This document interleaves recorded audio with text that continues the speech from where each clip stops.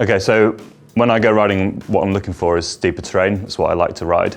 But there's obviously your body position when you're on this steep stuff is really important. You don't want to have your weight too far forward because then you risk going over the front, and no one likes doing that. So if you're going to go to, say, Scotland or South Wales or maybe the Alps and you're going to ride some more technical steep terrain, there's a few things you can do both to the setup of the bike to get you in a better body position and also sort of within the suspension to set the bike up to suit that terrain a little bit better as well. So the first thing I tend to do when I'm setting up a bike for steeper terrain is adjust the angle of the brakes.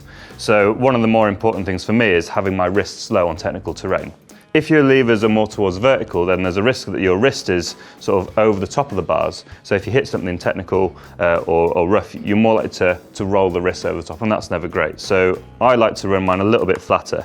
I measured it once because I'm a bit of a geek, and I have mine around 25 degrees from horizontal. I run them relatively flat, but that's sort of what I prefer.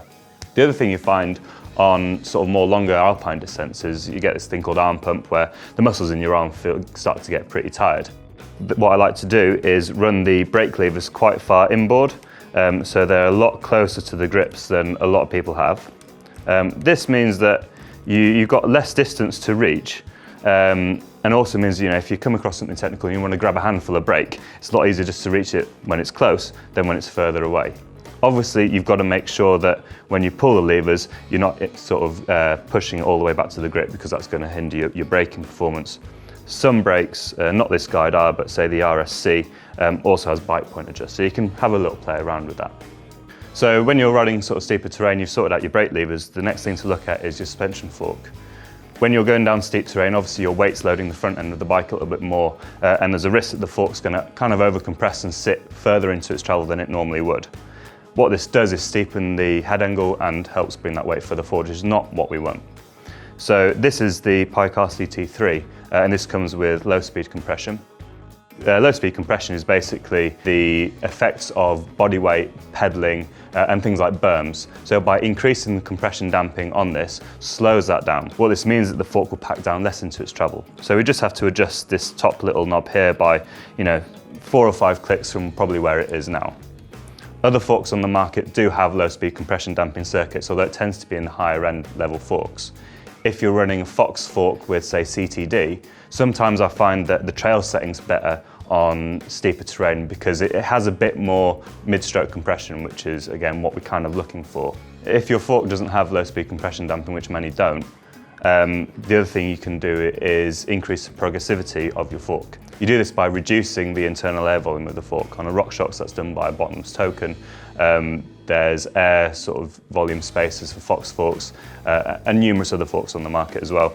On the Pike, it's just a case of depressurizing the fork, taking this top air cap off the left-hand leg, and then adding these spacers, which are easy to get hold of.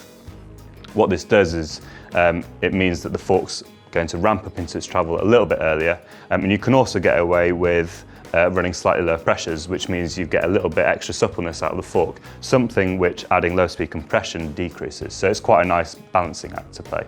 So you've sorted out the brake levers, you've propped the fork up a little bit at the front.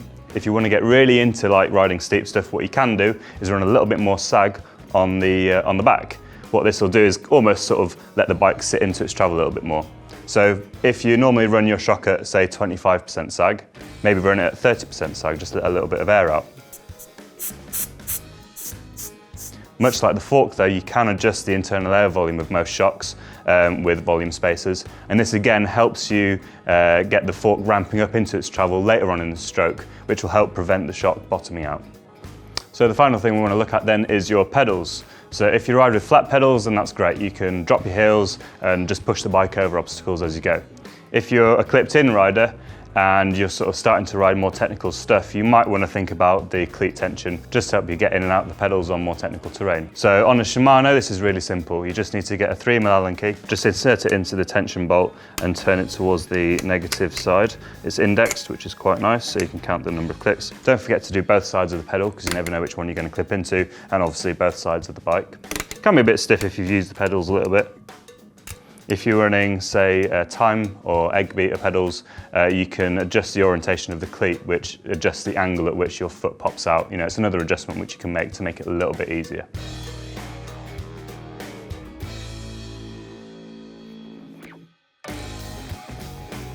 Do you have a hack of your own?